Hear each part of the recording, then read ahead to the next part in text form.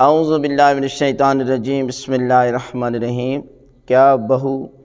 اپنے سسر کے پاؤں دبا سکتی ہے؟ تو یہ ہے کہ کوئی ایسا مسئلہ نہیں ہے نا جس مسئلے کو اہل بیت علیہ السلام نے واضح نہ کیا ہو، یعنی مسواک سے لے کر طلاق تک کوئی مسئلہ ہے جس مسئلے کے بارے میں رہنمائی نہ کی گئی ہو۔ لہٰذا اللہ کی ذات نے کچھ حدیں بیان کی ہیں، ان حدوں کو اگر کراس کریں گے تو آپ گناہ میں مبتلا ہو جائیں گے، آپ گمراہ ہو جائیں گے۔ لہٰذا جہاں تک سسر کا احترام ہے اور وہ بہو کے باپ بن گئے ہیں اس رشتے کی وجہ سے، لیکن اس کا مطلب یہ نہیں ہے کہ باقی چیزیں بھی جو ہیں وہ جائز ہیں، نہیں، کسی صورت میں بھی انہیں اپنے سسر کے پاؤں نہیں دبانے چاہیے، اس لیے کہ شریعت منع کرتی ہے، اس لیے کہ میاں بیوی کا جو رشتہ ہے نا